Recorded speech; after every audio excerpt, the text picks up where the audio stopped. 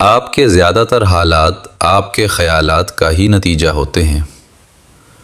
جہاں انسان بہت ساری خاصیتوں کا مجموعہ ہے، وہاں انسان کی ایک خاصیت بہت ہی نمایاں ہے،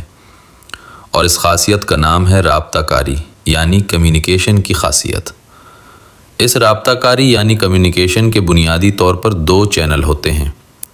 رابطہ کاری کا ایک چینل وہ ہے جس کے ذریعے انسان دوسرے انسانوں کے ساتھ زبان یا ایکسپریشنز کے ذریعے رابطہ کرتا ہے، جسے اکثر ہم وربل اور نان وربل کمیونیکیشن بھی کہتے ہیں۔ اور دوسرا چینل وہ ہے جس کے ذریعے انسان اپنے آپ سے رابطے میں ہوتا ہے، اور یہ رابطہ عموماً ہر وقت ہو رہا ہوتا ہے۔ اس طرح کا رابطہ وربل اور نان وربل دونوں طریقوں سے ہوتا رہتا ہے۔ اب آتے ہیں بنیادی بات پر کہ یہ رابطہ یا کمیونیکیشن جس طرح سے بھی ہو رہا ہوتا ہے، اس کے نتیجے میں ذہن کے اندر کچھ سوچیں بنتی ہیں۔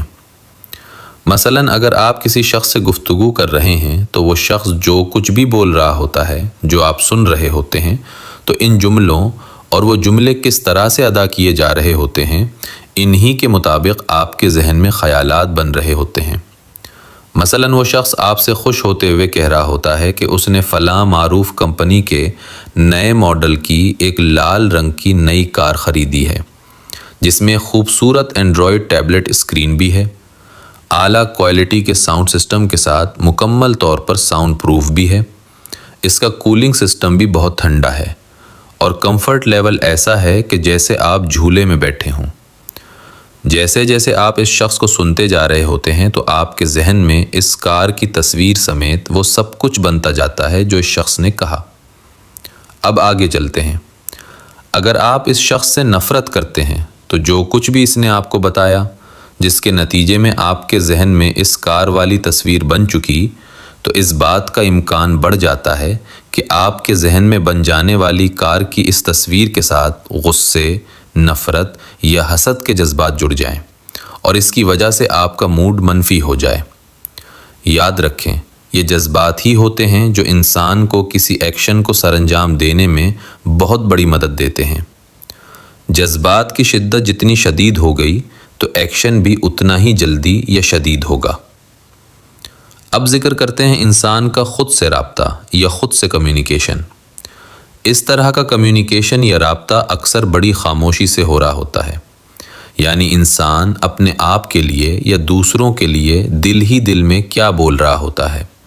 اپنے آپ کو کیا سمجھا رہا ہوتا ہے۔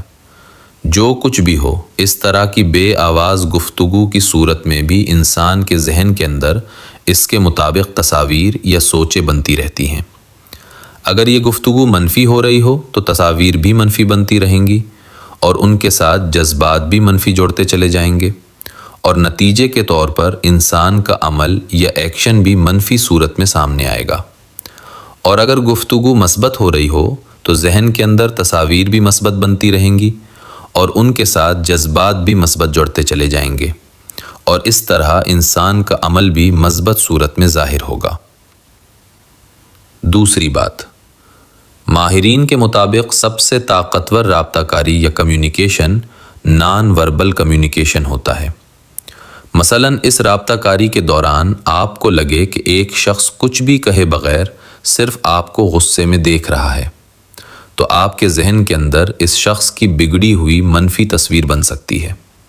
جس کے نتیجے میں آپ کے اندر غصہ، خوف، نفرت یا حقارت والے جذبات بن سکتے ہیں، اور آپ ان جذبات کی وجہ سے کوئی عمل کر سکتے ہیں، اور جذبات کی جو شدت ہو گئی، عمل بھی اس طرح کا ظاہر ہو سکتا ہے۔ بالکل اسی طرح جب آپ اپنی باڈی لینگویج کو منفی انداز میں رکھتے ہیں تو آپ کے ذہن کے اندر منفی سوچیں جنم لے سکتی ہیں، اور پھر ان منفی سوچوں سے منفی جذبات جڑنے لگ جاتے ہیں، جس کے نتیجے میں آپ کا جسمانی رد عمل بھی منفی انداز میں ظاہر ہونے لگتا ہے۔ حاصل مقصد یہ ہے کہ آپ کا وربل یا نان وربل رابطہ یا کمیونیکیشن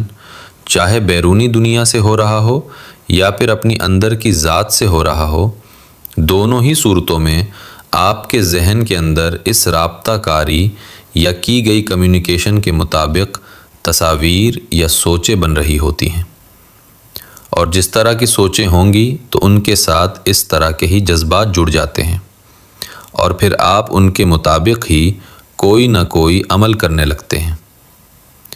جیسے ہی اس طرح کا عمل ظاہر ہوتا ہے تو پھر اس عمل کے نتائج بھی پیدا ہوتے ہیں، اور پھر ان پیدا شدہ نتائج کے مطابق اس طرح کی ہی سوچیں بنتی ہیں، اور پھر یہ سائیکل یوں ہی لا شعوری طور پر اس دائرے کے اندر تب تک چلتی رہتی ہے جب تک شعوری طور پر اس کو تبدیل کرنے کی کوشش نہ کی جائے۔ میرا نام ہے سجاد احمد جنیجو، اور میں ہوں ایک سرٹیفائیڈ لائف کوچ اور ٹرینر۔